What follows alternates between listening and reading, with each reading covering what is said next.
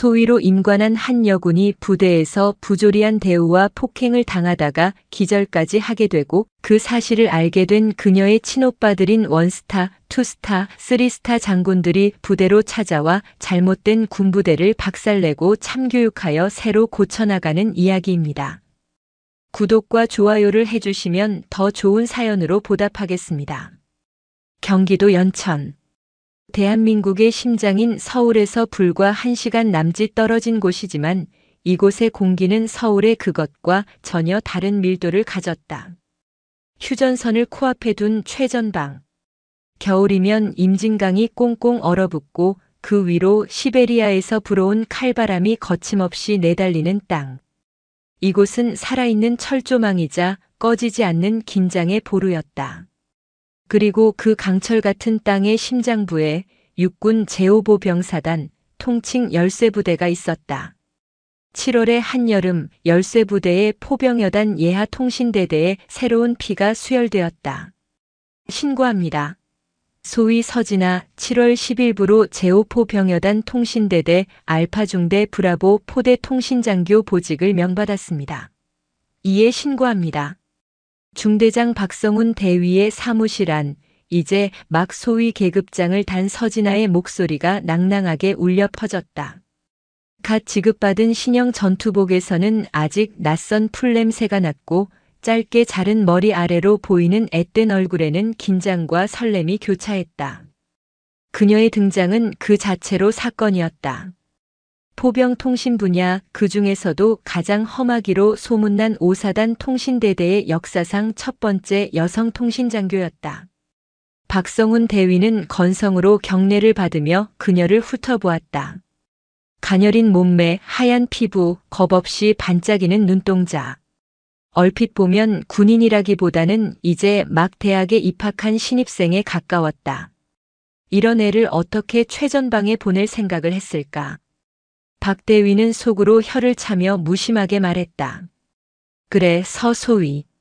환영한다. 뭐 알다시피 여긴 전방이라 훈련도 잦고 분위기도 빡세다. 잘 적응해야 할 텐데. 네, 문제 없습니다. 어떤 임무든 완벽히 수행하여 중대장님께 보탬이 되겠습니다. 패기 넘치는 대답에 박 대위는 그저 피식 웃었다. 그의 관심은 오로지 하나, 진급 심사를 앞둔 지금 이 시점에 아무런 사고 없이 조용히 임기를 마치는 것뿐이었다. 서진아 소위의 존재는 그 고요한 수면에 던져진 돌멩이와 같았다. 부디 큰 파문을 일으키지 않기만을 바랄 뿐이었다. 브라보 포대 지원소대장 마동철 중사라고 있다. 부대에서는 나보다 더 짬이 높은 양반이니까 모르는 거 있으면 깍듯하게 모시고 잘 배워. 괜히 장교라고 뻣뻣하게 굴지 말고. 명심하겠습니다. 씩씩하게 대답하고 중대장실을 나서는 진아의 뒷모습을 보며 박 대위는 담배를 빼어 물었다. 저 패기가 얼마나 갈까? 진아는 자신의 사무실이 될 브라보 포대 통신반으로 향했다. 심장이 세차게 뛰었다. 그녀가 이곳 가장 힘들고 거친 연천으로 자원한 것은 단순히 최초라는 수식어를 얻기 위함이 아니었다. 그녀는 오로지 자신의 힘으로 서진아라는 이름 석자의 가치를 증명하고 싶었다. 그녀의 이름 뒤에는 대한민국 군을 움직이는 거대한 태산과 같은 오빠들이 있었다. 첫째 오빠 서정혁 대장. 대한민국 군 서열 2위, 합동참모본부 작전본부장이었다. 둘째 오빠 서진철 소장. 육군 최강의 기갑 전력을 자랑하는 제7기동군단장이었다. 셋째 오빠 서우진 준장. 한미연합사령부의 핵심 브레인으로 통하는 작전참모부 차장이었다. 막내 여동생의 임관식 날 대한민국 하늘에 떠있는 별 중 상당수가 한자리에 모였던 그날을 진아는 잊을 수 없었다. 20살 가까이 차이 나는 오빠들은 우리 막내가 드디어 아빠의 길을 걷는구나라며 대견해하면서도 힘들면 절대 참지 말고 전화해라. 우리는 아빠와 다르다라며 신신당부했다. 한국 전쟁의 영웅이었던 할아버지와 평생을 군에 헌신한 아버지를 보고 자란 그녀에게 군인의 길은 숙명과도 같았다. 하지만 그녀는 오빠들이 만들어준 탄탄대로를 걷고 싶지 않았다. 진흙탕이라도 좋으니 스스로의 두 발로 길을 개척하고 싶었다. 그래서 그녀는 임관과 동시에 자신의 인사기록 카드에서 오빠들의 존재를 지웠다. 그녀의 진짜 배경을 아는 이는 국방부와 육군본부의 극소수 인사 담당자뿐이었다. 이제부터 시작이야, 서진아.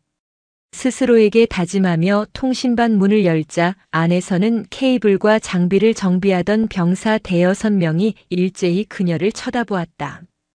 그리고 그들 앞에 팔짱을 낀 채 삐딱한 자세로 서서 자신을 뜯어보는 한 남자가 있었다. 거대한 바위 같은 체구, 불도그처럼 험상궂은 얼굴, 기름때와 땀으로 얼룩진 전투복. 그가 바로 브라보 포대의 실질적인 왕, 마동철 중사였다. 신임 통신장교님이십니까? 지원소대장 마동철 중사입니다. 목소리는 낮고 거칠었으며 그가 내뱉는 단어에는 보이지 않는 가시가 돋쳐 있었다. 그는 진아가 내민 손을 쳐다보지도 않고 병사들을 향해 턱짓했다. 뭘 꼬라봐, 이 새끼들아. 하던 거 마저 안 해? 병사들이 흠칫하며 각자의 일로 돌아갔다. 통신반 안에는 진아와 마 중사 단둘이 남겨진 듯한 어색한 침묵이 흘렀다. 마 중사는 위아래로 그녀를 훑어보는 노골적인 시선을 거두지 않았다. 그 시선에는 상급자에 대한 존중이 아닌 암컷을 살피는 수컷의 경멸과 호기심이 뒤섞여 있었다. 장교님, 듣자 하니 학교 수석 졸업에 아주 엘리트 코스만 밟으셨다던데 이런 깡초는 처음이시겠습니다. 명백히 비꼬는 말투였다. 여기는 지도에 연필로 줄이나 긋고 커피나 마시던 그런 데가 아닙니다. 여긴 하루하루가 전쟁입니다. 아시겠습니까? 알고 있습니다. 그래서 이곳에 왔습니다. 진아는 흔들림 없는 눈으로 그를 마주보며 대답했다. 마 중사는 피식하고 코웃음을 쳤다. 속굽 장난하러 오신 거면 곱게 돌아가시는 게 좋습니다. 우리 포대 병사들 괜히 장교님 비위 맞추느라 고생시키지 마시고 꾸준일 힘든 일은 이마 중사가 다 알아서 할 테니 장교님께서는 그냥 서류에 도장이나 잘 찍어주시면 됩니다. 그것은 선전포고였다. 서류상의 지휘관인 당신을 인정하지 않고 이 구역의 실질적인 지배자는 나라는 선언. 병사들은 숨을 죽인 채 두 사람의 눈치를 살폈다. 과연 연약해 보이는 신임 여자 장교가 포대의 폭군인 마동철 중사를 이겨낼 수 있을까? 진아는 마 중사의 의도를 정확히 간파했다. 여기서 밀리면 앞으로의 군 생활은 지옥이 될 터였다. 그녀는 천천히 하지만 단호하게 입을 열었다. 마 중사님. 지원소대장의 임무는 통신장교를 보좌하여 통신지원 임무를 완수하고 병력과 장비를 최상의 상태로 유지하는 것입니다. 통신장교를 대신하는 것이 아니라. 그녀의 목소리는 작았지만 강단이 있었다. 저는 속굽 장난을 하러 온 것이 아닙니다. 제게 부여된 임무와 책임을 다하기 위해 왔습니다. 앞으로 제 지시에 잘 따라 주시길 바랍니다. 중사님의 풍부한 경험은 존중하고 배우겠습니다. 하지만 상급자에 대한 예의는 명확히 지켜주십시오. 통신반의 공기가 얼어붙었다. 마 중사의 험상궂은 얼굴이 시뻘겋게 달아올랐다. 감히 잉크도 안 마른 애송이, 그것도 계집애가 자신에게 예의를 가르치려 드는 상황을 참을 수 없다는 표정이었다. 그가 무어라 욕설을 퍼부으려던 찰나 옆 포대의 최민규 중위가 들어왔다. 신임 장교님 오셨네. 서진아 소위 맞지? 이야, 실물이 훨씬 예쁘네. 최중위는 진아의 육사 1년 선배였지만 생도 시절부터 능력보다는 아첨과 줄타기에 능한 인물로 유명했다. 그는 진아와 마 중사 사이의 험악한 기류를 애써 무시하며 진아의 팔을 툭 잡았다. 우리 마 중사님이랑 벌써 인사했구나. 이 양반 겉은 이래도 속은 따뜻한 분이야. 내가 선배로서 잘 말해줄게. 너무 어렵게 생각하지 마. 그것은 명백히 마 중사의 편을 들어주는 발언이자 진아를 아래로 보는 행동이었다. 진아는 최중희의 손을 조용히 뿌리내리며 말했다. 최중희님, 공과 사는 구분해 주셨으면 합니다. 그리고 저는 이제 중희님의 후배이기 이전에 동료 장교입니다. 최민규 중위의 얼굴이 순간 굳었다가 이내 능글맞은 웃음으로 바뀌었다. 하, 우리 서소희님. 아주 FM이시네, FM. 알았어. 그럼 통신장교님. 부대 파악 잘하시고 저녁에 회식 한번 하시죠. 환영회 겸해서. 그 말을 남기고 최중희는 꽁무니를 뺐다. 진아는 깊은 한숨을 내쉬었다. 첫날부터 첩첩산중이었다. 노골적으로 자신을 짓누르려는 부하와 음흉한 속내를 감춘 채 접근하는 동료. 그녀는 이곳 연천의 칼바람보다 더 혹독한 시련이 자신을 기다리고 있음을 직감했다. 하지만 그녀는 도망치지 않을 것이다. 할아버지의 명예, 아버지의 유언, 그리고 오빠들의 자랑스러운 동생으로서. 무엇보다 자기 자신을 위해. 그날 밤 진아는 낡은 수첩에 첫 일기를 썼다. 7월 10일. 강철의 땅 연천 첫날. 마동철 중사, 최민규 중위. 그들은 나를 시험하고 있다. 그러나 나는 강철처럼 단단해질 것이다. 나는 이곳에서 가장 뜨거운 불꽃이 될 것이다. 창밖으로는 비무장지대의 서치라이트 불빛이 멀리서 깜빡였다.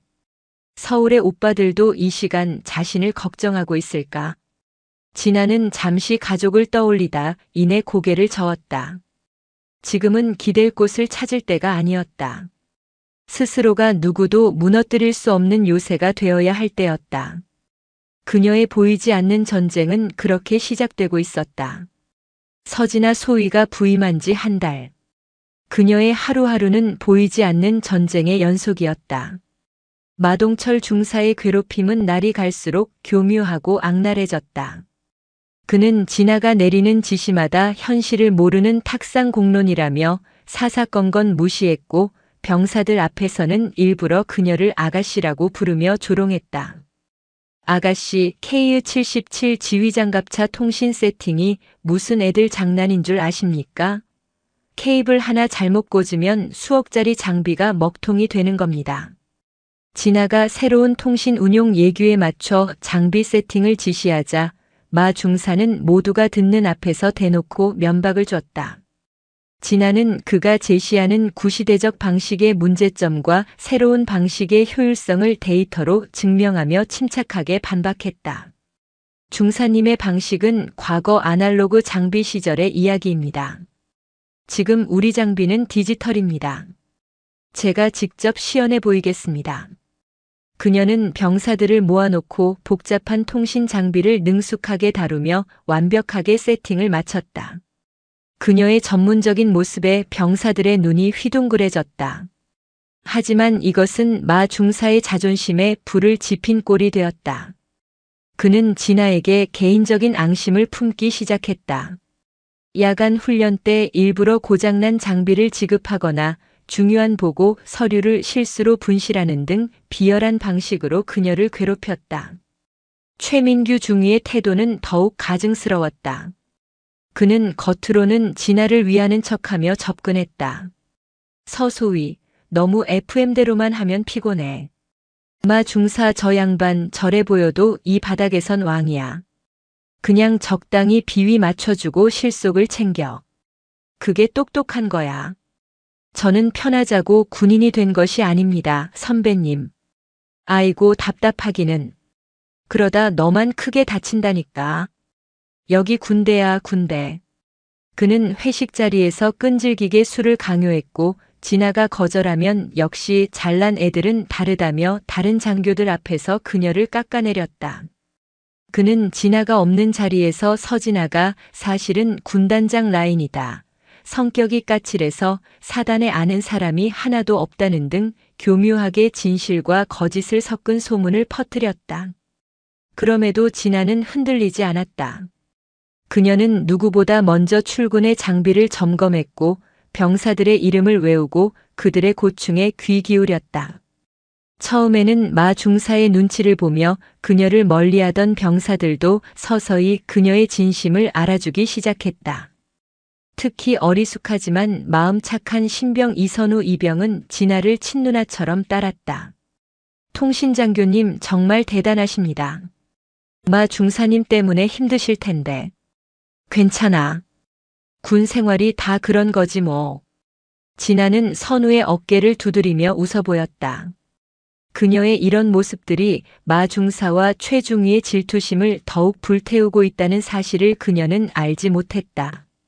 한편 경기도 포천의 제7기동군단장실.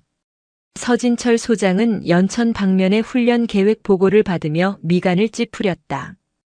이번 주부터 연천 일대에서 대규모 RCT 훈련이 있다지. 포병 전력도 대거 참가하고. 네, 군단장님. 특히 5사단 포병여단의 역할이 막중한 것으로 압니다.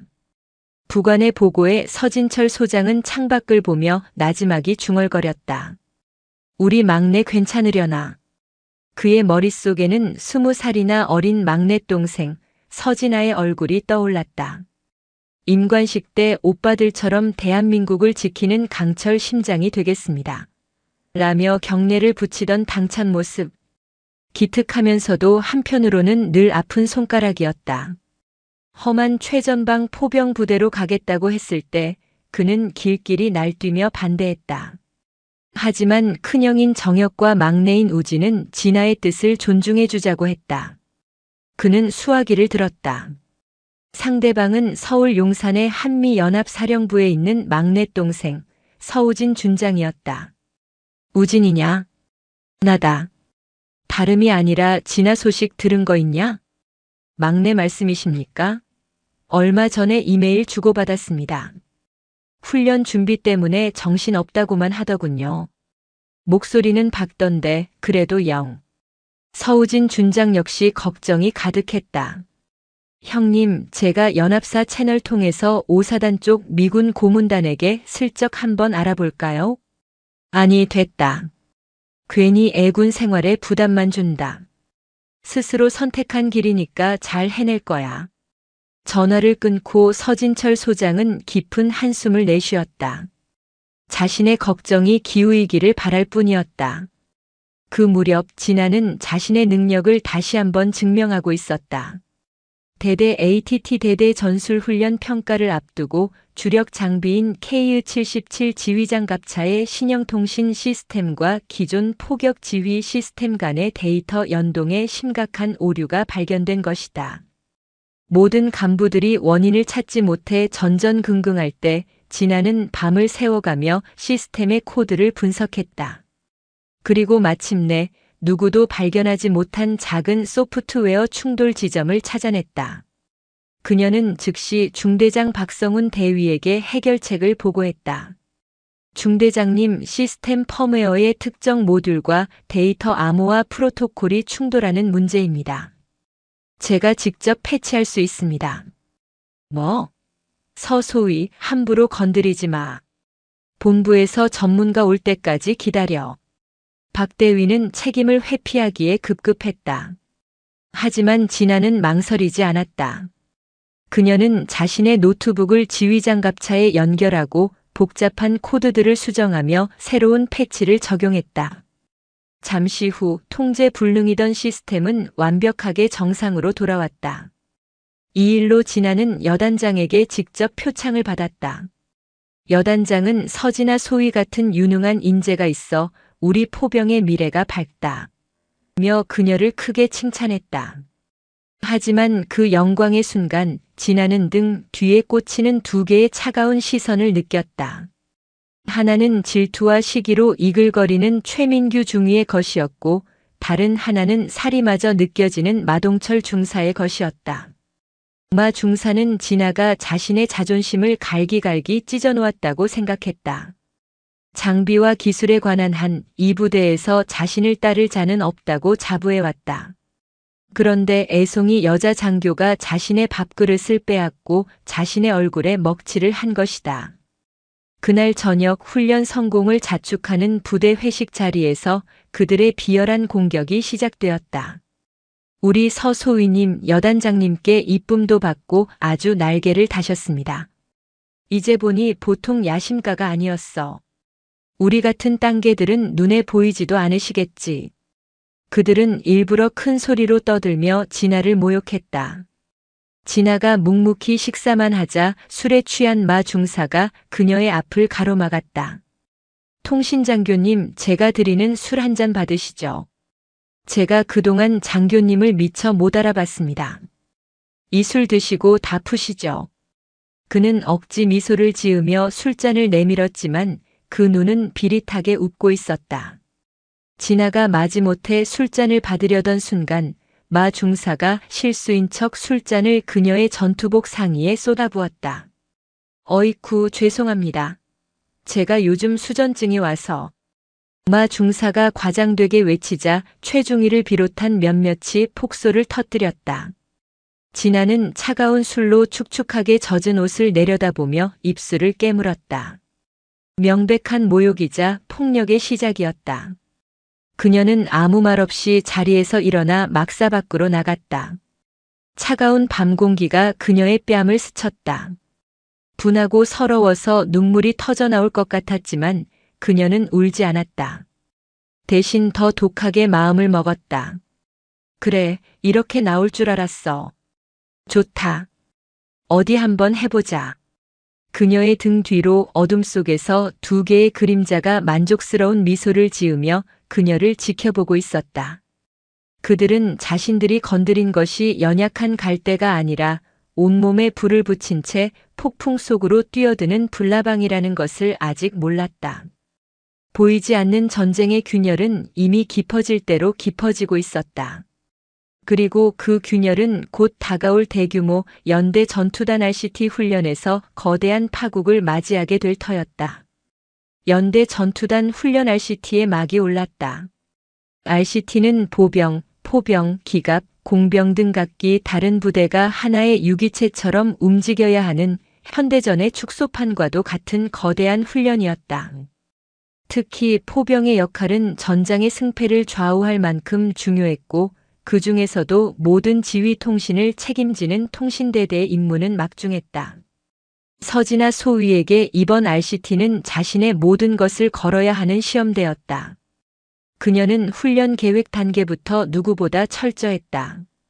수십 장의 작전 지도와 지형 데이터를 분석해 가장 효율적인 통신망 구성 계획을 수립했고 훈련에 동원되는 모든 장비의 상태를 밤을 새워가며 점검했다. 하지만 마동철 중사의 회방은 훈련이 시작되자 더욱 노골적으로 변했다. 그는 진아가 수립한 통신망 구축 계획을 보며 병사들 앞에서 대놓고 비웃었다. 소대장님, 지도상으로는 아주 그림이 좋습니다. 그런데 말입니다. 이 그림대로 케이블 깔고 중계소 설치하려면 우리 병사들 전부 허리가 부러지거나 절벽에서 굴러떨어져야 합니다. 이게 현실입니다. 지형적 어려움은 감안했다. 그래서 우회로와 예비 루트까지 모두 확보해 두었다. 내 계획대로라면 시간 안에 임무 완수는 물론 병력 손실도 최소화할 수 있다. 진아가 단호하게 그의 의견을 묵살하자 마 중사는 보란듯이 병사들을 선동했다. 들었냐? 우리 똑똑하신 장교님께서 괜찮다시니 까라면 까야지 별 수 있겠냐. 훈련하다 다치거나 죽어도 난 책임 못 진다. 전부 장교님 책임이다. 그의 악의적인 말에 포대 분위기는 순식간에 냉각되었다. 병사들은 진아의 지시를 따르면서도 불안한 눈빛으로 서로 눈치만 살폈다. 진아는 묵묵히 가장 무거운 케이블 드럼을 짊어지고 앞장섰다. 그녀의 솔선수범에 몇몇 병사들이 감화되어 따랐지만 대부분은 마 중사의 눈치를 보며 마지못해 움직일 뿐이었다. 훈련의 클라이맥스는 화력지원협조본부 FSCC 통신망 완전 개통이었다. 보병 연대 지휘소와 포병 여단 지휘소를 연결하고 최전방 관측소 OP에서 보내오는 적 좌표를 실시간으로 전송받아 K-5 자주포까지 연결하는 복잡하고 중요한 임무였다. 브라보 포대는 그 중에서도 가장 통신 환경이 열악한 협곡 지역을 담당했다. 통신망 구축 작업이 시작되자 마 중사는 또다시 자신의 경험을 내세우며 진아의 계획을 무시했다. 그는 진아를 배제한 채 자신이 보기에 편하고 빠른 길로 병사들을 이끌었다. 야, 이선우. 안테나는 저기 능선 위에 세워. 각도 대충 맞추고.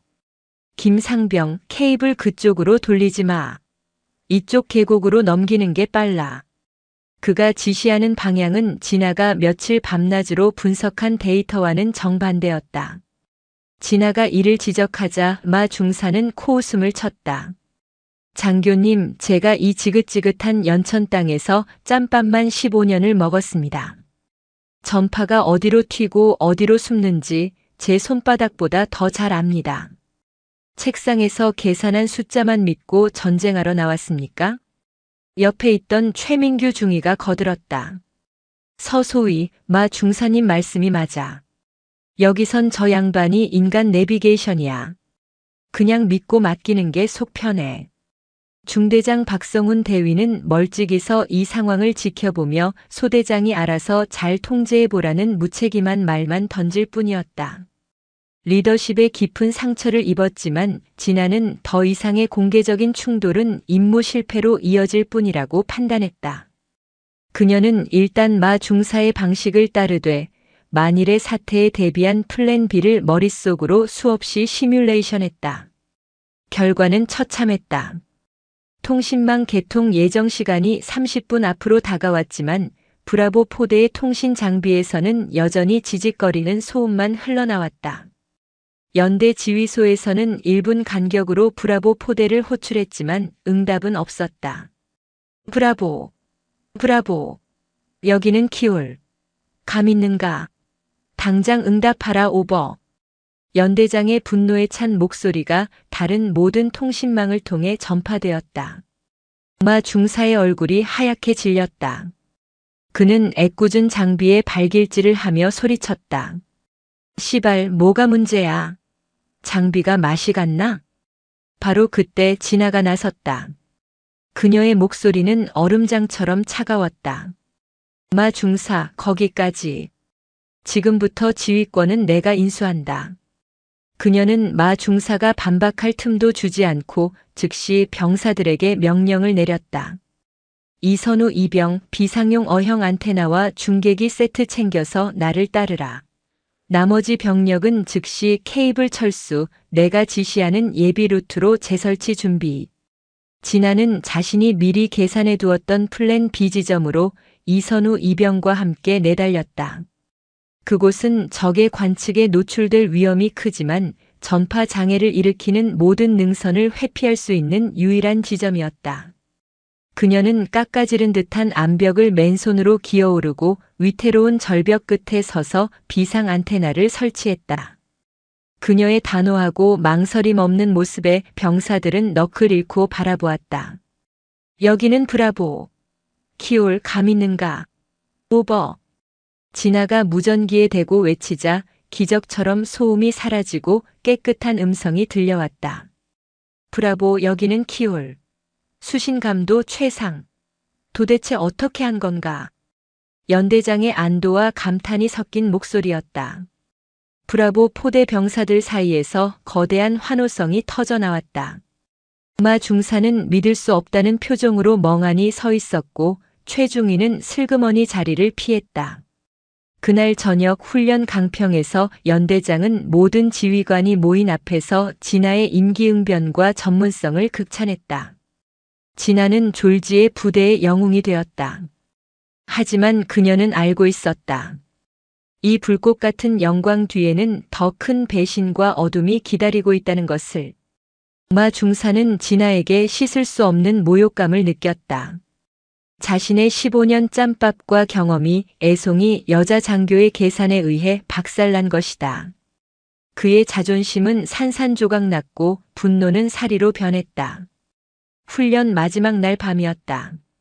모든 상황이 종료되고 철수를 준비하던 시간, 부대 내에서는 긴장 완화를 위한 약간의 음주가 암묵적으로 허용되었다. 마 중사와 최중위는 막사 뒤편에서 독한 소주를 병째 비우고 있었다. 시발 그년 때문에 내군 생활 전부가 부정당했어. 마 중사가 이빨을 갈며 말했다. 형님, 너무 열받지 마십시오. 원래 잘난 척하는 것들은 한번 제대로 밟아서 싹을 잘라놔야 합니다. 최중희가 그의 잔에 술을 채우며 음흉하게 부추겼다. 오늘 밤 전현의 그 잘난 콧대를 아주 박살 내버리겠어. 군대가 어떤 곳인지, 남자가 얼마나 무서운 존재인지 뼈저리게 느끼게 해주마. 술과 분노에 취한 마 중사의 눈이 광기로 번뜩였다.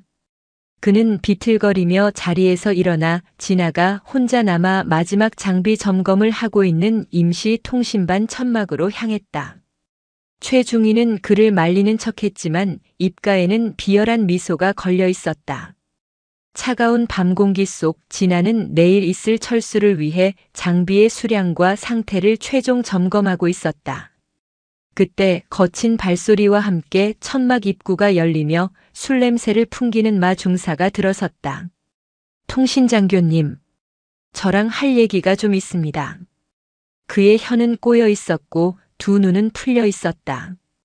진아는 위험을 직감하고 뒷걸음질 쳤다. 마 중사 용무는 내일 정식으로 보고하도록. 지금은 많이 취한 것 같으니. 취해? 내가 지금 취한 걸로 보이십니까? 마 중사가 비웃으며 한 걸음 더 다가왔다. 천막 안에는 단둘뿐이었다. 밖에서는 훈련 종료를 기뻐하는 병사들의 소란스러운 소리가 멀리서 들려왔지만 이곳의 살벌한 긴장감을 아는 사람은 아무도 없었다. 내 년 때문에, 너 같은 불려우 같은 년 때문에 내 15년 군 생활이 전부 가짜가 됐어. 그가 포효하며 진아에게 달려들었다. 진아는 몸을 피하며 소리쳤다. 왜 이러십니까? 당장 그만두지 못합니까? 하지만 마 중사는 이미 이성을 잃은 맹수였다. 그는 진아의 가녀린 팔을 거칠게 움켜쥐었다. 쇳덩이 같은 그의 완력은 진아가 저항할 수 있는 수준이 아니었다. 지독한 공포가 그녀의 온몸을 휘감았다. 이거나 놓으라고. 진아의 비명이 연천의 차가운 밤하늘로 울려 퍼졌지만 그 소리는 이내 짐승의 거친 숨소리와 폭력에 묻혀버렸다. 치열했던 훈련의 불꽃은 꺼지고 이제 배신과 폭력의 잔인한 어둠이 그녀를 삼키기 시작했다. 임시 통신반 천막의 흙바닥으로 내동댕이 쳐진 서진아 소위의 머리가 통신장비 철제 상자에 부딪히며 쿵하는 둔탁한 소음을 냈다. 순간 눈앞이 암전되며 수억 개의 별이 한꺼번에 폭발하는 듯한 충격과 함께 날카로운 통증이 두개골을 갈랐다. 이성을 상실한 야수 마동철 중사의 폭력은 멈추지 않았다. 그는 진아의 멱살을 잡아채 일으켜 세우고는 천막 기둥으로 다시 거칠게 밀어붙였다. 내가 감히 날 무시해? 육사수석? 엘리트? 그 잘난 껍데기 벗겨내면 너도 별거 없는 계집애일 뿐이야 알아. 그의 입에서 터져나오는 역한 술 냄새와 저급한 폭언이 진아의 온몸을 올감했다. 뼛속까지 스며드는 공포 속에서도 이대로 짐승에게 유린당할 수 없다는 생존 본능이 그녀의 몸을 움직였다. 그녀는 생도 시절 피땀 흘려 익혔던 격투수를 떠올렸다. 마 중사가 다시 주먹을 휘두르는 순간 진아는 몸을 낮춰 그의 공격을 피하며 그의 하복부를 팔꿈치로 힘껏 가격했다. 컥! 예상치 못한 반격에 마 중사가 잠시 주춤했다. 진아는 그 찰나의 틈을 놓치지 않고 그의 품에서 빠져나와 천막 출입구를 향해 몸을 날렸다. 하지만 문턱을 넘기 직전 뒤에서 날아온 마 중사의 발길질이 등허리를 강타하며 앞으로 고꾸라졌다. 넘어진 그녀의 머리채를 휘어잡은 마 중사가 분노로 이성을 잃고 포효했다. 이 미친년이 끝까지 반항을 해? 바로 그 순간이었다. 어이쿠, 이게 무슨 일입니까? 두 분 지금 뭐 하시는 겁니까? 천막 입구에 최민규 중위가 서 있었다. 그는 마치 모든 걸 예상했다는 듯 놀란 기색도 없이 이 상황을 즐기는 듯한 표정이었다. 진아는 마지막 희망을 붙잡는 심정으로 소리쳤다. 최중희, 도와주게. 마 중사가. 하지만 최중희는 기다렸다는 듯 진아의 말을 가로막았다. 그는 마 중사와 진아를 번갈아 보며 혀를 차는 신용을 했다. 아이고 서소위님. 제가 이럴 줄 알았습니다. 회식 자리에서부터 마 중사님께 그렇게 추근대시더니 결국 여기서 사달을 내시는 겁니까? 술이 과하셨으면 곱게 들어가 주무실 것이지 이게 무슨 추태이십니까? 뭐라고요?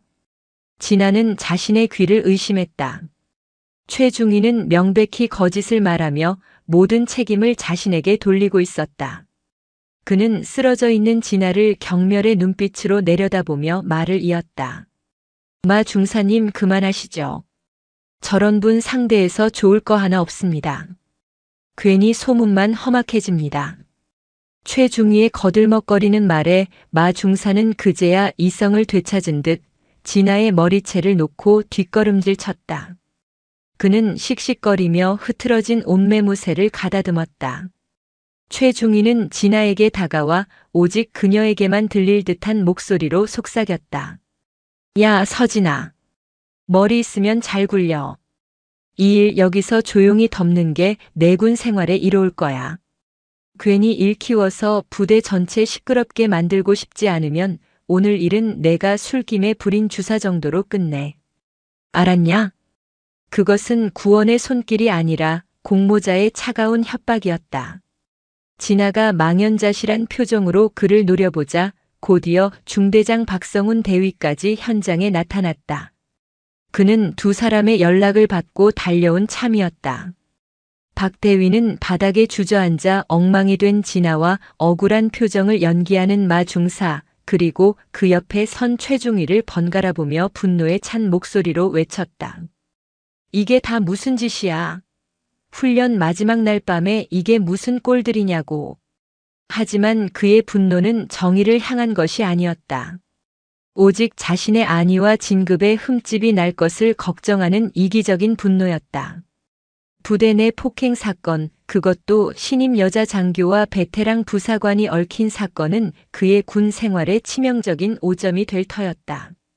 도대체 어떻게 된 일이야? 똑바로 보고 못해. 최중희가 기다렸다는 듯 앞으로 나서서 유창한 거짓말을 늘어놓기 시작했다. 중대장님, 보고 드릴 말씀은 서소위가 과도한 음주 상태에서 마 중사님께 먼저 시비를 걸었습니다. 마 중사님께서 좋게 타일러 보내려 했지만 서소위가 계속해서 인격 모독적인 발언을 하며 물리력을 행사하려 하기에 마 중사님께서 이를 뿌리치는 과정에서 약간의 마찰이 있었던 것 같습니다. 거짓말. 전부 새빨간 거짓말입니다. 진아가 울부짖으며 반박했지만 박 대위의 시선은 싸늘했다. 그는 이미 마음속으로 판결을 내린 상태였다. 이제 막 부임에 기반도 없는 여자 소위와 부대의 실세이자 없어서는 안 될 베테랑 부사관. 둘 중 누구의 편에 서야 자신의 미래가 보장될지는 어린아이도 알 수 있는 문제였다. 서소위. 박 대위가 진아를 불렀다. 정말 실망이 크다. 자네 육사 수석이라는 타이틀이 부끄럽지도 않나? 부대의 화합을 저해하는 행동이 어떤 결과를 초래하는지 몰라서 이런 일을 벌였나? 일단 의무실에 가서 치료부터 받고 내일 아침 내 방으로 오도록. 이 일 상부에 보고하지 않겠다. 자네의 미래를 위한 내 마지막 배려라고 생각해. 그것은 배려가 아니라 진실을 묻어버리려는 비겁한 회유이자 압박이었다. 진아는 온몸에 힘이 빠져나가는 것을 느꼈다. 진실을 외쳐도 들어주는 사람이 없었다. 정의를 부르짖어도 거대한 시스템은 가해자의 편에 서서 그녀를 조롱하고 있었다. 그녀가 그토록 믿고 따르려 했던 군인이라는 명예와 군대라는 조직에 대한 신뢰가 강철처럼 단단했던 그녀의 자부심과 함께 산산이 부서져 내렸다. 멍하니 의무실로 향하는 그녀의 귓가에 마 중사와 최중희, 그리고 박 대위의 목소리가 희미하게 들려왔다. 중대장님, 현명한 판단이십니다. 아직 끝난 거 아니야. 전연 앙심 품고 딴 데 찌르지 못하게 확실히 밟아놔야 돼. 두 사람 다 입단속 똑바로 해. 이 일로 잡음 한 번만 더 나오면 그땐 나도 자네들 못 지켜줘. 그녀는 비틀거리며 걸었다. 머릿속에서는 여전히 수억 개의 별이 터지고 있었다. 부서진 것은 단순한 신뢰가 아니었다.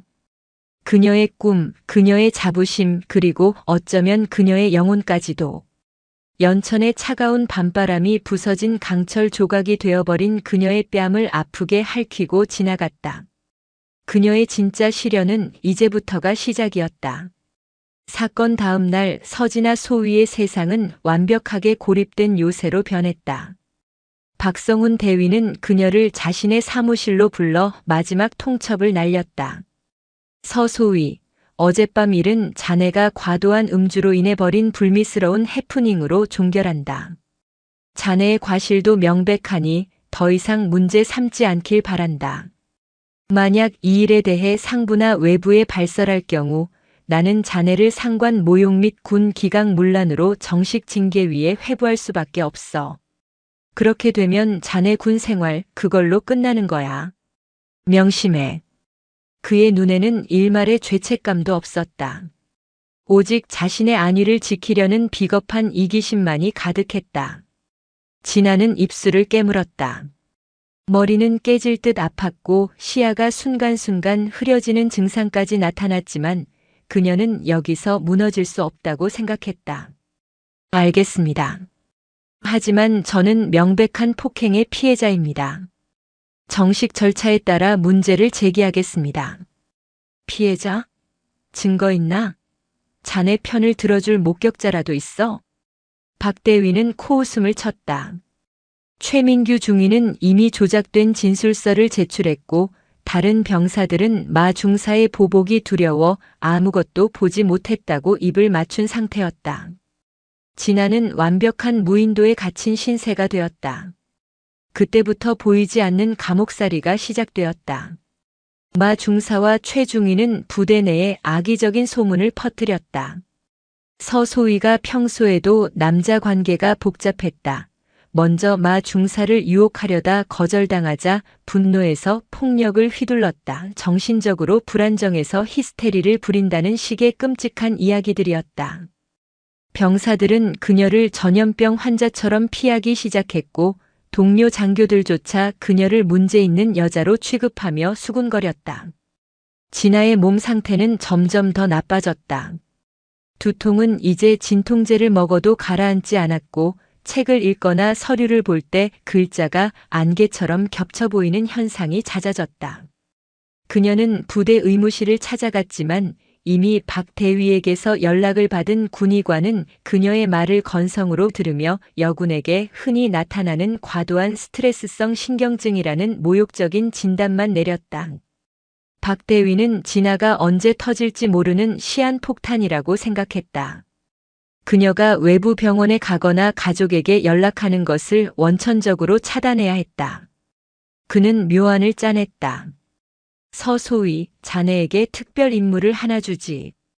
이번 기회에 머리도 좀 식히고 반성도 좀 하고. 그가 내린 특별 임무란 포대 본부 지하에 있는 수십 년간 사용하지 않은 낡은 벙커의 구형 포병 교범과 작전 서류들을 정리하고 목록을 만드는 작업이었다. 그곳은 거미줄과 곰팡이로 뒤덮인 빛 한 줌 들지 않는 폐허나 다름없는 곳이었다. 사람들의 눈에 띄지 않는 곳에 그녀를 감금하려는 비열한 속셈이었다. 보조 인력으로 이선우 이병을 붙여줄 테니 일주일 안에 모든 목록을 정리해서 보고하도록. 결국 진아는 차갑고 축축한 지하 벙커로 내몰렸다. 그녀의 옆에는 안절부절 못하는 표정의 이선우 이병만이 서 있었다. 선우는 평소 자신이 존경하던 통신장교님이 부당한 대우를 받는 것을 어렴풋이 알고 있었지만 힘없는 이등병인 그가 할 수 있는 것은 아무것도 없었다. 통신장교님 괜찮으십니까? 괜찮아. 어서 일이나 시작하자.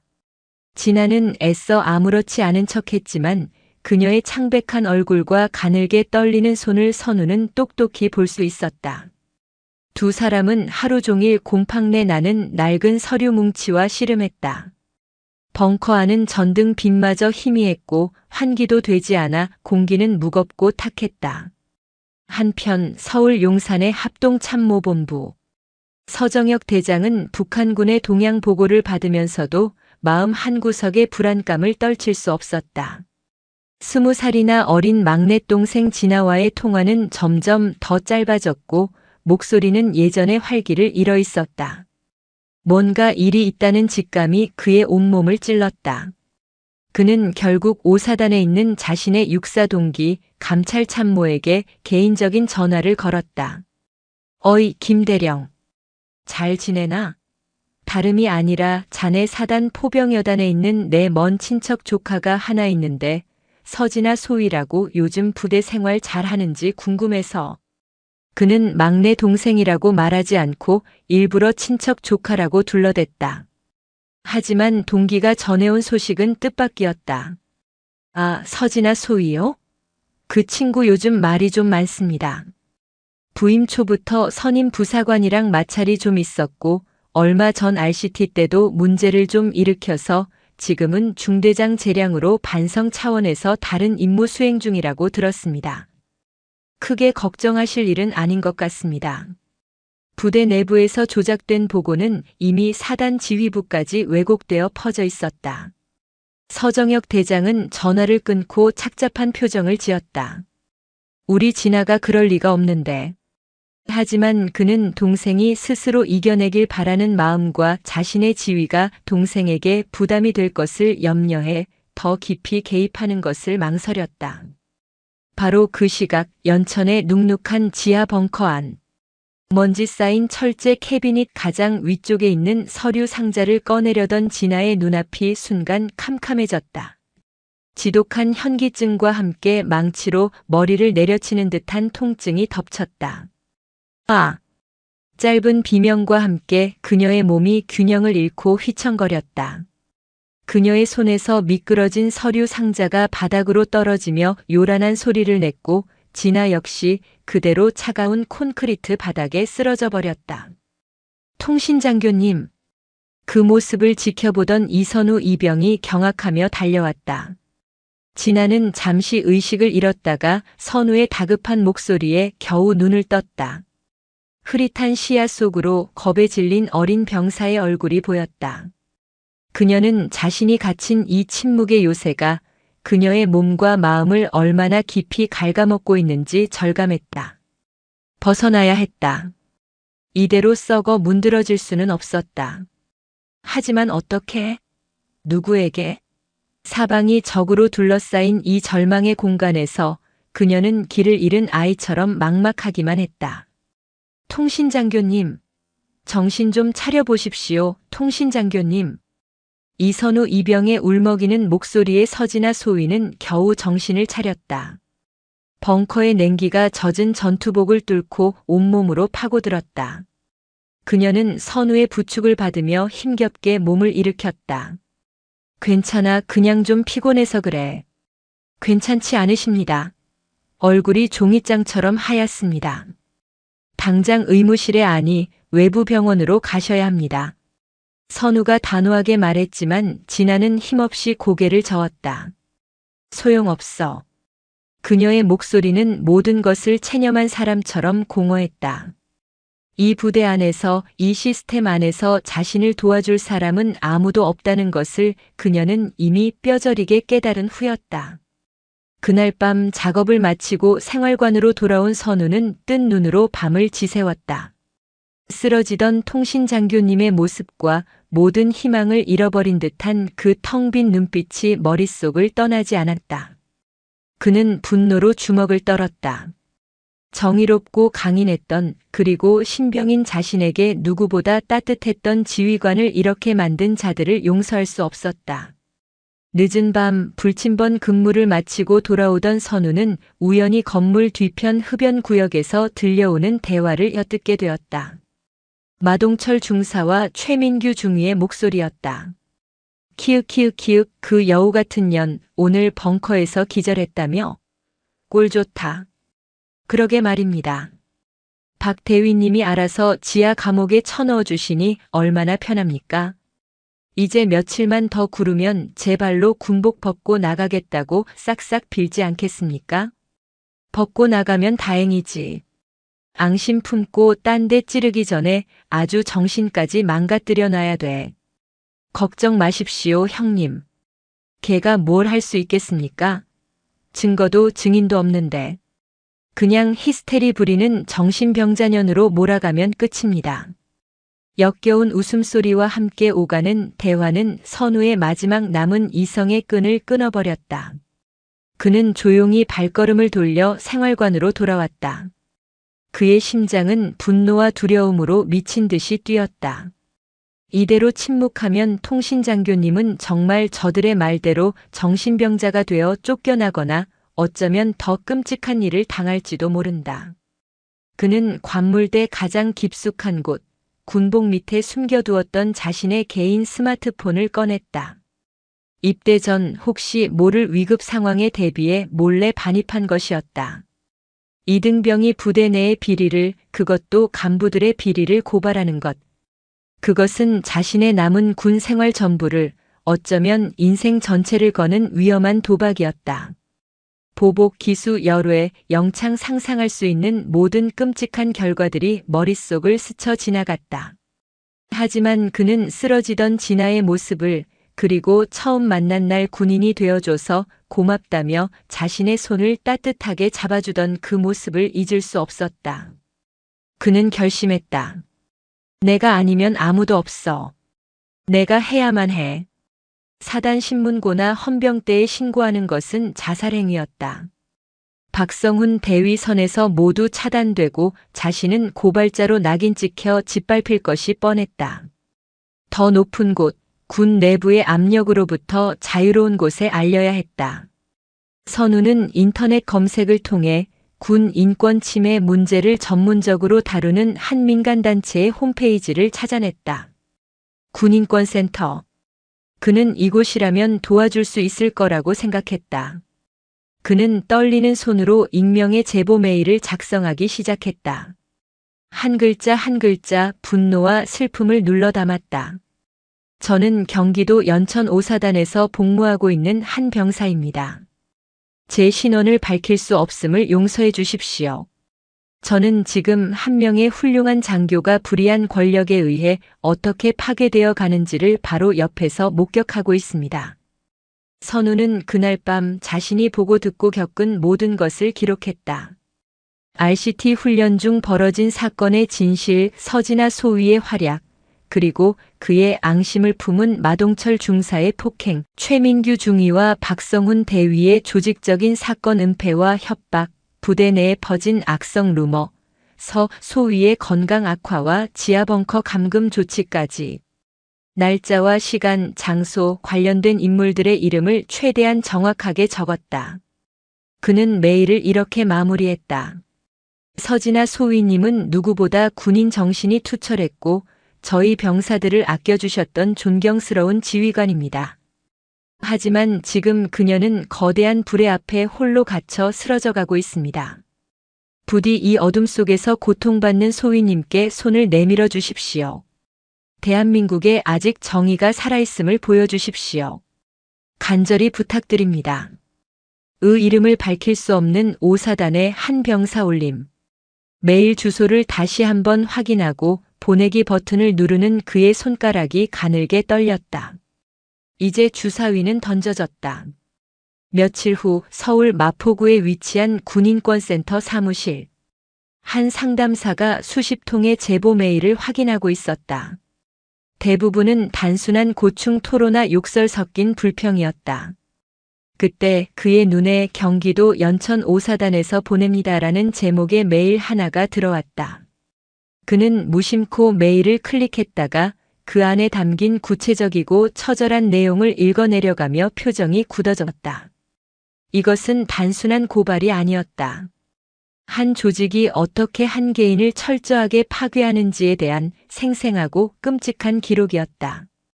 그는 즉시 이 메일을 센터 소장에게 직보했다. 메일을 모두 읽은 임태훈 소장의 표정은 그 어느 때보다 심각했다. 그는 즉시 비상대책회의를 소집했다. 사안이 매우 중대하고 제보의 신빙성이 아주 높습니다. 가해자로 지목된 인물들과 부대의 폐쇄성을 고려할 때 군 내부 자정 능력에만 맡겨서는 안 됩니다. 즉시 우리가 가진 모든 채널을 가동해야 합니다. 그는 책상 위에 전화기를 들었다. 수화기 너머의 상대는 국회 국방위원회 소속의 한 의원이었다. 의원님, 임태훈입니다. 지금 아주 긴급하고 중대한 군내 인권 침해 사건이 접수되었습니다. 네, 5사단입니다. 피해자가 신임 여군 장교인데 상황이 매우 위중합니다. 국방부 장관에게 직접 이 문제를 제기해 주셔야겠습니다. 벙커 속에서 한 용감한 이등병이 보낸 간절한 편지. 그것은 이제 군 외부의 강력한 조력자를 만나 거대한 폭풍이 되어 불의의 요새를 향해 날아가기 시작했다. 그 끝이 어디를 향할지는 아직 아무도 몰랐다. 서울 여의도 국회의사당. 국방위원회 소속의 김영환 의원은 자신의 사무실에서 군인권센터 임태훈 소장으로부터 막 전달받은 익명의 제보 메일을 읽으며 얼굴을 굳혔다. 그의 오랜 정치 경험은 이 편지가 단순한 민원이 아니라 군이라는 거대한 조직의 치부를 드러내는 위험한 뇌관임을 직감하게 했다. 제보의 구체성과 처절함은 이것이 결코 거짓이나 과장이 아님을 말해주고 있었다. 5사단 서진아 소위. 김 의원은 비서관을 불러 즉시 국방부 장관과의 긴급 면담을 요청했다. 사안의 민감성을 고려해 공식적인 요청이 아닌 비공개 단독 면담을 조건으로 걸었다. 몇 시간 후 국방부 장관 집무실. 조상현 국방부 장관은 김영환 의원이 내민 보고서를 읽으며 미간을 찌푸렸다. 신임 여군 장교에 대한 상습적인 괴롭힘, 폭행, 그리고 지휘관에 의한 조직적 은폐.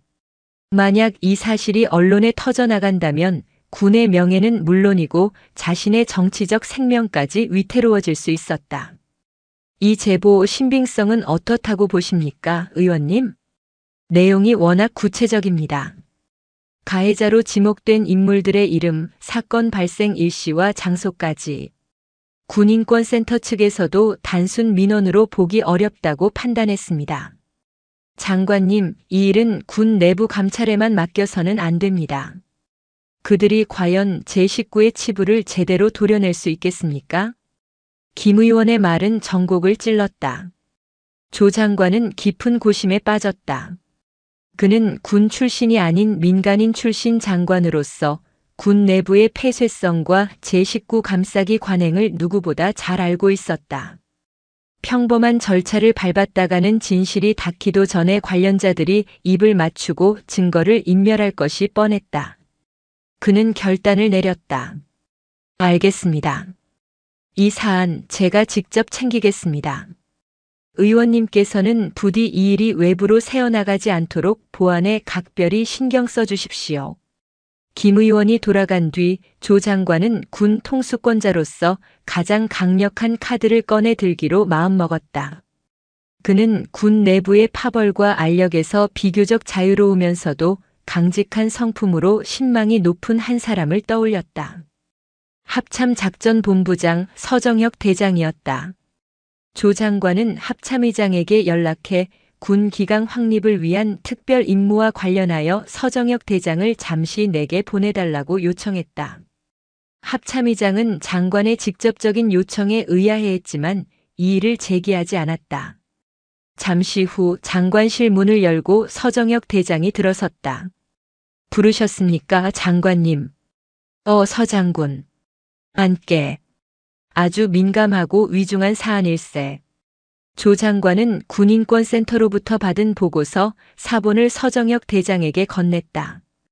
그는 서 대장이 이 보고서에 적힌 피해자의 오빠라는 사실은 꿈에도 모른 채 단지 그의 능력과 강직함을 믿고 이 임무의 적임자라 판단했을 뿐이었다.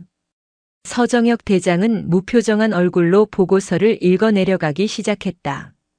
그의 눈동자는 첫 문장에서부터 마지막 문장까지 한치의 흔들림도 없이 활자들을 좇았다. 하지만 페이지가 넘어갈수록 그의 등 뒤편으로 보이지 않는 거대한 냉기가 피어오르고 있었다. 서진아 소위 폭행 지하 벙커 감금 건강 악화. 자신의 사랑하는 막내 동생의 이름과 함께 적힌 잔인한 단어들. 그것은 활자가 아니라 수천 개의 유리 파편이 되어 그의 심장에 박히는 듯 했다. 보고서를 다 읽은 그는 조용히 서류를 내려놓았다. 그의 얼굴은 여전히 감정을 읽을 수 없는 가면과 같았지만 책상 아래에서 꽉 쥔 그의 주먹은 핏줄이 터질 듯 팽창해 있었다. 이것이 사실이라면 우리 군의 근간이 썩었다는 증거입니다. 그의 목소리는 분노를 억누르다 못해 오히려 얼음장처럼 차갑게 가라앉아 있었다.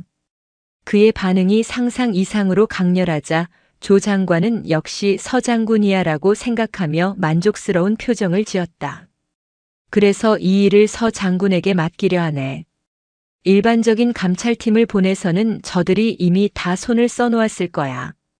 자네에게 전권을 줄 테니 자네가 직접 믿을 만한 인원들로 특별조사팀을 꾸려서 번개처럼 처리해주게. 명을 받들겠습니다. 다만 한 가지 조건이 있습니다. 조건이라니? 이 작전의 모든 지휘권과 책임은 제가 지겠습니다. 장관님께서는 이 시간부로 이 일에 대해 그 누구에게도 발설하지 마시고 제게 모든 것을 위임해 주십시오. 결과로 보고 드리겠습니다. 그것은 단순한 임무 수락이 아니라 모든 것을 걸겠다는 비장한 선언이었다. 조 장관은 그의 눈에서 보통이 아닌 결의를 읽고 고개를 끄덕였다. 장관실을 나온 서정혁 대장은 자신의 집무실로 돌아왔다. 그는 문을 잠그고 보안시설이 완비된 자신의 방에서 처음으로 무너져 내렸다. 그는 책상에 엎드려 소리 없이 울었다. 강철 같던 대장의 어깨가 가늘게 떨렸다. 동생의 고통을 까맣게 모르고 있었다는 죄책감과 감히 자신의 동생을 건드린 자들에 대한 살이가 그의 온몸을 집어삼켰다. 몇 분 후 그는 다시 일어섰다.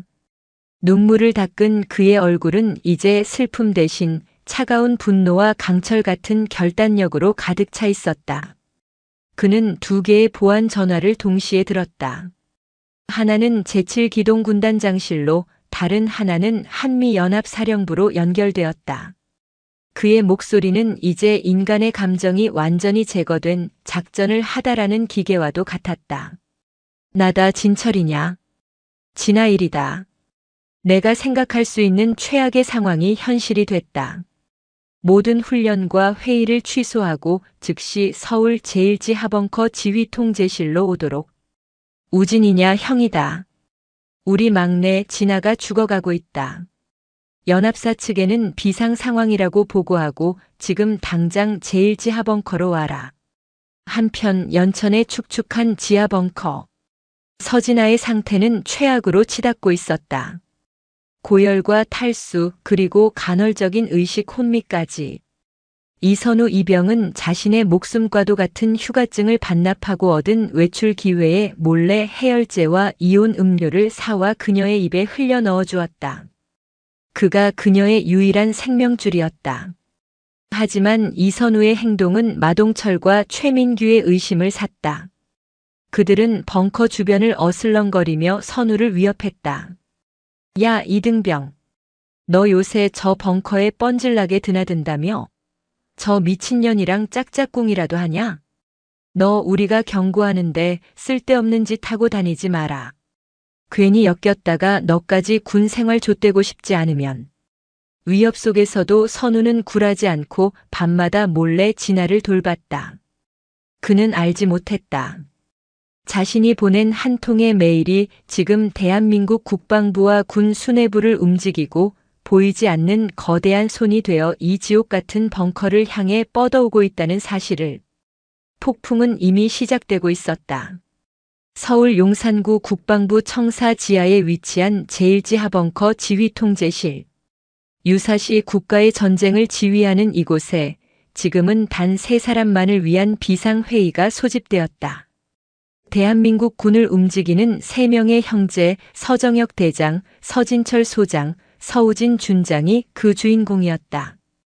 통제실 중앙의 거대한 스크린에는 군사 기밀 대신 군인권센터에서 보낸 한 통의 이메일이 떠 있었다.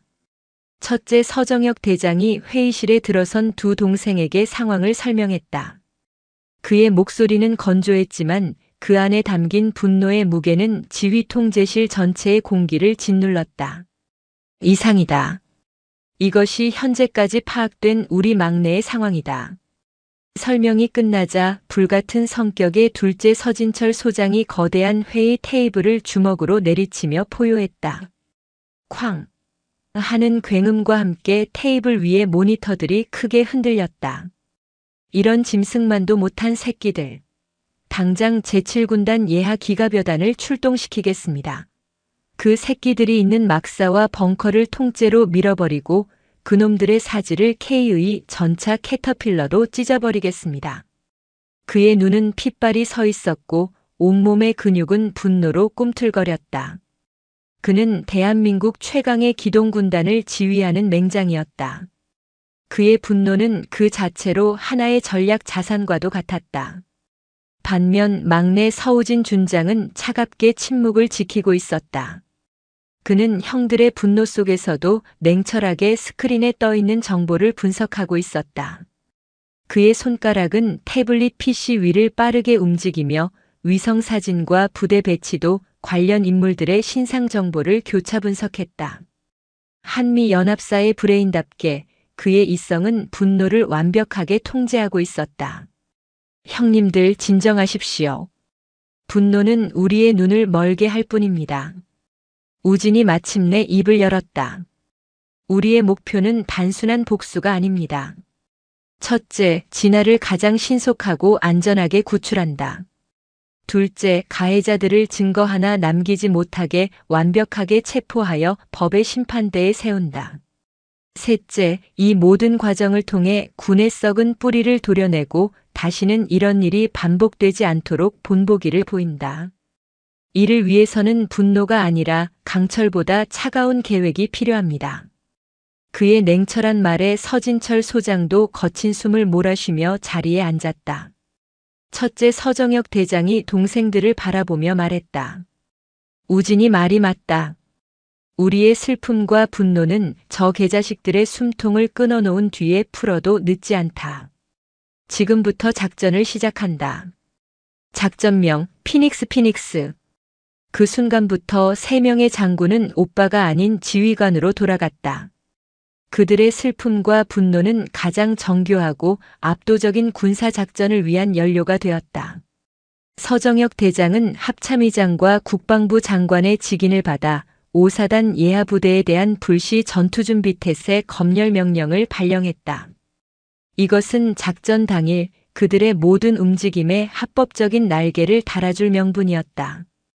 동시에 그는 합참 직할의 최고 베테랑 수사관들로 구성된 합동조사팀을 소집했다. 서진철 소장은 즉시 자신의 7군단으로 복귀했다. 그는 군단 직할의 헌병 특수임무대 SDT에 비상출동 대기 명령을 내렸다. 그리고 군단 항공단에 최고의 파일럿들로 구성된 UH-의육식 블랙호크 헬리콥터 3대의 즉시 출격 태세를 지시했다. 연료는 만땅으로, 무장은 완전 무장으로. 서우진 준장은 연합사의 정보 자산을 총동원했다. 그는 군사 위성과 감청 장비를 이용해 5사단 통신대대의 실시간 영상과 통신 정보를 확보했다. 그는 마동철, 최민규, 박성훈의 정확한 위치와 동선을 24시간 추적하기 시작했고 진화가 갇혀있는 지하 벙커의 정확한 좌표와 내부 구조도까지 파악했다. 작전 개시 디으데이 새벽 4시. 세 형제는 경기도의 한 군용 비행장에 다시 모였다. 그들은 전투복에 완전 군장을 착용한 모습이었다. 어둠 속에서 거대한 위용을 자랑하는 세 대의 UH-의육식 블랙호크 헬리콥터가 육중한 로터를 돌리며 출격 준비를 하고 있었다. 지휘 텐트 안 세 형제는 최종 작전 브리핑을 진행했다. 1번기는 내가 탑승한다. 목표는 부대 연병장. 지휘부를 무력화하고 작전의 합법성을 확보한다. 서정혁 대장. 이번 기는 내가 맞는다. 목표는 통신대대 막사 압도로. SDT를 투입해 주범들을 체포하고 도주로를 차단한다. 서진철 소장. 3번 기는 제가 지휘하겠습니다. 목표는 지하 벙커 입구. 최단 시간 내에 진화를 확보하고 의무 헬기를 유도하겠습니다. 서우진 준장. 브리핑이 끝나고 세 형제는 말없이 서로를 바라보았다. 그들의 눈에는 더 이상 눈물이나 분노 대신 강철 같은 결의만이 가득했다. 가자. 첫째의 나지막한 말과 함께 세 명의 장군은 각자의 헬리콥터에 올랐다. 잠시 후 두두두두 하는 굉음과 함께 세 대의 블랙호크가 동시에 어둠을 뚫고 하늘로 솟아올랐다. 강철 같은 분노를 싣고 세 마리의 검은 새는 연천을 향해 날아갔다. 그들의 동생을 향해, 그리고 불의에 대한 심판을 향해. 경기도 연천 5사단 통신대대의 오후는 지루할 만큼 평화로웠다. 중대장 박성훈 대위는 자신의 사무실에서 동기에게 전화를 걸어 다음 주에 있을 낚시 약속을 잡으며 웃고 있었다. 마동철 중사와 최민규 중위는 벙커 입구 근처에서 담배를 피우며 몰래 진아에게 물을 가져다 주고 돌아오는 이선우 이병의 멱살을 잡고 위협하고 있었다. 이 새끼가 진짜 빠져가지고. 우리가 하지 말랬지? 너까지 전현이랑 같이 묻어버리기 전에 그만둬라. 바로 그때였다. 처음에는 멀리서 들려오는 벌의 웅얼거림 같았다. 하지만 그 소리는 불과 수십 초 만에 땅과 하늘을 뒤흔드는 거대한 굉음으로 변했다. 두두두두두두. 모든 병사들과 간부들이 놀라 하늘을 쳐다보았다. 그리고 그들은 자신들의 눈을 의심했다. 육중한 위용을 자랑하는 UH-의육식 블랙호크 헬리콥터 3대가 부대를 향해 저공으로 무서운 속도로 접근하고 있었다. 이것은 단순한 방문이나 훈련이 아니었다. 마치 적진에 강습하는 듯한 살기등등한 비행이었다. 뭐야? 훈련 상황이야? 누군가 외쳤지만 대답하는 사람은 없었다. 헬리콥터들은 약속이나 한 듯 각각 다른 방향에서 부대 상공으로 진입하여 동시에 하강하기 시작했다. 그들이 뿜어내는 강력한 하강풍은 연병장의 흙먼지를 거대한 폭풍처럼 일으켰고 막사 창문들이 요란한 소리를 내며 덜컹거렸다. 쿵, 쿵, 쿵. 세 대의 헬리콥터가 거의 동시에 각각 연병장 중앙과 통신대대 막사 앞도로 그리고 행정반 건물 옆 공터에 강하했다. 이것은 방문이 아니라 점령이었다. 헬기의 옆문이 열리고 중무장한 헌병 특수임무대 SDT 대원들이 쏟아져 나오며 순식간에 부대 전체의 주요 길목을 장악했다. 그리고 각 헬리콥터에서 별을 단 장군들이 모습을 드러냈다. 연병장에 내린 1번기에서는 서정혁 대장이, 막사 앞에 내린 2번기에서는 서진철 소장이, 행정반 옆에 내린 3번기에서는 서우진 준장이, 합참작전본부장, 제7기동군단장, 한미연합사 작전참모부 차장, 대한민국 육군을 움직이는 3, 2, 1성 장군, 도합 6개의 별이 한나란시에 이 작은 부대에 강림한 것이다. 부대의 모든 움직임과 소음이 순간 정지했다. 시간마저 얼어붙은 듯한 정적 속 흙먼지가 가라앉으며 드러난 세 장군의 얼굴은 인간의 감정이 완전히 소거된 차가운 심판자의 얼굴이었다. 어서 오십. 사태 파악을 못한 대대장이 허둥지둥 달려 나와 경례를 붙이려던 순간 서정혁 대장의 목소리가 헬리콥터의 로터 소음을 뚫고 천둥처럼 울려 퍼졌다. 이 시간부로 국방부 장관과 합참의장의 명령에 따라 제5포병여단 통신대대에 대한 전투준비 태세 검열을 실시한다. 모두 그 자리에서 움직이지 마. 그의 선언과 동시에 서진철 소장이 이선우 이병의 멱살을 잡고 있던 마동철과 최민규를 향해 손가락질하며 외쳤다. 거기 있는 중대장 박성훈 대위, 중위 최민규, 중사 마동철. 세 사람을 상관 폭행, 직권 남용, 명령 불복종, 직무유기 및 범죄 은폐 혐의로 현 시간부로 체포한다. 저놈들을 당장 포박해. SDT 대원들이 맹수처럼 달려들어 무슨 상황인지 파악조차 못한 채 굳어버린 세 사람을 순식간에 제압했다. 비명과 저항은 압도적인 무력 앞에 아무런 의미도 없었다. 세 명의 주범이 체포되는 동안 서우진 준장은 이미 이선우 이병과 함께 지하 벙커를 향해 달리고 있었다. 굳게 잠긴 철문을 서진철 소장이 달려와 군화발로 걷어차자 낡은 경첩이 비명을 지르며 뜯겨져 나갔다. 그리고 그들은 보았다. 어둡고 축축한 벙커 구석, 곰팡이가 핀 바닥에 그들의 사랑하는 막내 동생이 더러운 담요 한 장에 덮인 채 미동도 없이 쓰러져 있는 모습을. 진아야. 세 형제의 입에서 동시에 터져나온 절규는 분노도 슬픔도 아니었다. 그것은 심장이 갈기갈기 찢어지는 고통 그 자체였다. 서정혁 대장이 달려가 동생을 품에 안았을 때 그녀의 몸은 불덩이처럼 뜨거웠다. 그때 SDT 대원들에게 개처럼 끌려오던 마동철이 그 광경을 보고는 미친 듯이 웃기 시작했다. 크하하. 전현이 니들 동생이었냐? 꼴 좋다. 이미 늦었어. 전현은 이제. 그 순간 서진철 소장의 눈이 뒤집혔다. 그는 포박된 마동철에게 달려들어 그의 얼굴에 주먹을 날리려 했다. 하지만 그의 주먹이 마동철의 코앞에서 멈췄다. 막내 서우진이 그의 팔을 붙잡고 있었다. 형님, 참으십시오. 저 쓰레기는 법정에서 죽여야 합니다. 우리 손을 더럽힐 가치도 없습니다. 잠시 후 세 번째 헬기와 함께 도착했던 의무 헬기가 붉은 십자가를 드러내며 착륙했다. 진아는 조심스럽게 들것에 실려 헬기로 옮겨졌다. 그녀가 실려가던 순간 희미하게 눈을 떴다. 흐릿한 시야 속으로 분노와 눈물로 일그러진 새 오빠의 얼굴이 보였다. 자신을 둘러싼 거대한 헬리콥터들과 무장한 군인들과 그리고 자신을 향해 뻗어오는 오빠들의 손. 진아는 몇 주 만에 처음으로 자신이 안전하다는 것을 느꼈다. 의무 헬기가 하늘로 솟아오르며 서울로 기수를 돌렸다. 남겨진 부대에는 차가운 심판의 서막만이 감돌고 있었다.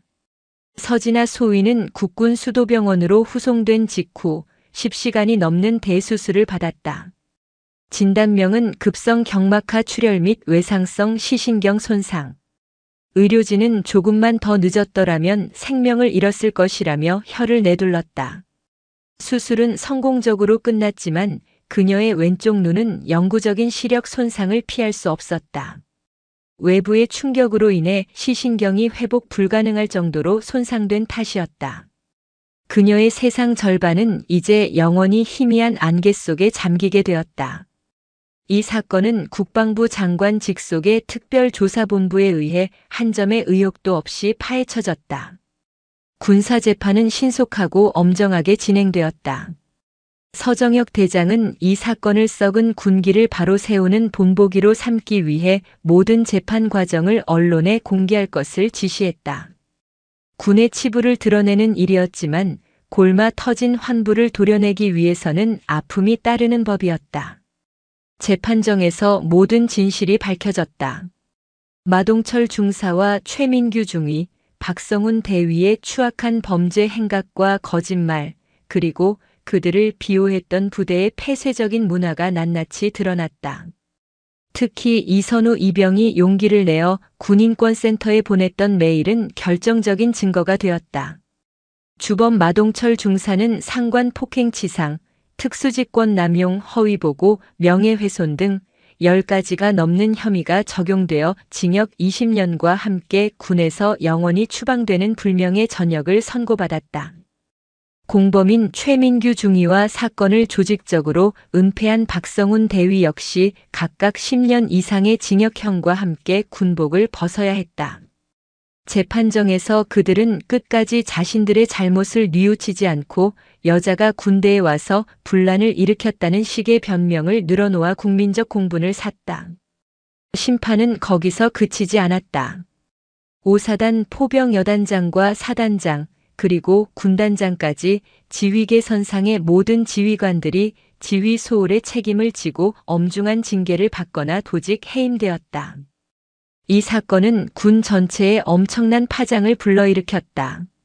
서진아 소위 사건으로 명명된 이 일은 군대 내여군 인권 문제와 고질적인 병영 부조리를 수면 위로 끌어올리는 계기가 되었다. 국회에서는 병영 문화 개선 특별법이 발의되었고 국방부는 외부 전문가들로 구성된 군인권혁신위원회를 출범시켜 대대적인 병영 문화 개선 작업에 착수했다. 모든 폭풍이 지나간 후 서진아는 국군 수도병원 VIP 병실에서 기나긴 재활의 시간을 보냈다. 그녀의 곁에는 늘 3명의 오빠가 있었다. 대한민국 군을 움직이는 별들이었지만 동생의 병실에서는 그저 죄책감에 고개 숙인 평범한 오빠들일 뿐이었다. 진아야, 오빠가 미안하다. 정말 미안하다. 둘째 서진철 소장은 동생의 손을 잡고 몇 번이고 사과하며 눈물을 흘렸다. 진아는 그런 오빠의 손을 마주 잡으며 희미하게 웃었다. 오빠들 탓이 아니야. 이건 내가 선택한 길 위에서 내가 싸워야 했던 전투였어. 그녀는 누구도 원망하지 않았다. 다만 자신의 한쪽 눈이 더 이상 세상을 선명하게 보지 못한다는 사실을 받아들이는 데에는 오랜 시간이 걸렸다. 밤마다 악몽에 시달렸고 거울 속에 비친 자신의 얼굴을 보며 절망하기도 했다. 하지만 그녀는 무너지지 않았다. 자신을 위해 목숨을 걸었던 한 용감한 병사와 자신 때문에 군 전체를 뒤집어 놓은 오빠들을 생각하며 이를 악물었다. 그녀의 강철 같던 심장은 부서진 것이 아니었다. 불길 속에서 더 단단하게 벼려지고 있었다. 시력을 잃은 왼쪽 눈 때문에 그녀는 더 이상 포병 장교로서 전투 병과에서 복무할 수 없었다. 군에 남아 행정직으로 전환하거나 명예롭게 전역하는 길이 있었다. 모두가 그녀가 군을 떠날 것이라 생각했다. 하지만 그녀의 선택은 모두의 예상을 뛰어넘었다. 몇 달 후 길었던 재활을 마친 진아는 육군본부 법무실 소속의 양성평등 상담관이라는 새로운 보직을 받았다.